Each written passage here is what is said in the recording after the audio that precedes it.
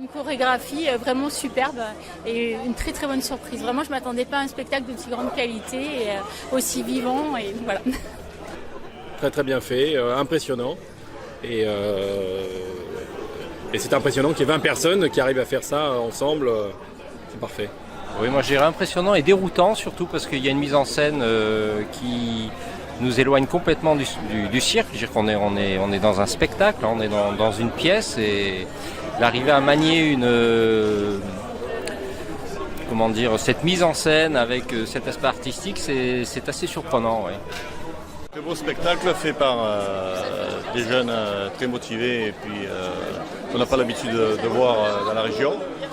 Et moi je viens de l'Ardèche et c'est vrai qu'on a un festival aussi de cirque et j'aimerais bien qu'ils viennent en Ardèche.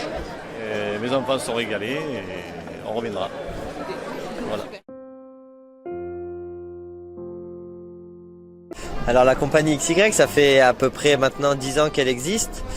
Le premier spectacle à 6, le deuxième à 17 et maintenant on est 22 sur scène. Donc on a des Hollandais, des Belges, des Espagnols, des Français. En fait voilà, c'était un peu ça le but de cette compagnie, c'était vraiment de l'ouverture à tout le monde en fait. Que ce soit des gens qui sortent à peine de l'école ou des gens qui ont déjà 20 ans d'expérience. Comme pour Abdel, par exemple, on accueille encore toujours des étudiants qui viennent s'entraîner avec nous sous forme de stage. Et c'est un peu la marque de fabrique de cette compagnie, c'est l'ouverture à tout le monde, quoi. On a mis à peu près 2 ans pour monter ce spectacle, donc sous forme de laboratoire. On s'est retrouvés 3 bons mois tous ensemble pour finaliser le spectacle. On a une belle routine. Donc on fait à peu près, on a 2 heures de collectif le matin. Après les échauffements perso, on fait 2 heures de collectif, on repasse un peu les figures du spectacle, histoire de se retrouver, de se mettre ensemble. Et ensuite, souvent, on repasse un peu sur les tableaux, les scènes où il y a des tableaux qui demandent un peu plus d'être revus à chaque fois. Par exemple, la danse, le Lindy Hop de la fin. On a besoin encore, comme on n'est pas vraiment des danseurs à la base, on a encore besoin de le refaire, de répéter tous les jours. Mais c'est vrai que ça nous prend pas mal de temps, oui. Alors ouais, il y a des duos, des trios. Après, il y a des porteurs seuls aussi. C'est ça aussi qui fait la force de ce collectif, c'est que tout le monde travaille avec tout le monde. Donc des fois, on fait des rencontres avec des duos, des trios, et puis après, on essaye de casser cette routine-là pour que tout le monde puisse travailler avec tout le monde. C'est ça aussi, c'est pour ça que ça nous demande aussi beaucoup d'entraînement. C'est que généralement, quand tu connais ta partenaire, tu peux aller très vite dans l'entraînement et aller sur des choses spécifiques. Et là, c'est vrai que ça nous demande d'être ensemble parce qu'il y a tellement de personnes pour une figure. Donc on a besoin de se mettre ensemble. Par exemple, nous, on a besoin de se mettre ensemble. Si on accueille une voltigeuse, on a besoin d'être avec cette voltigeuse, de travailler avec cette voltigeuse.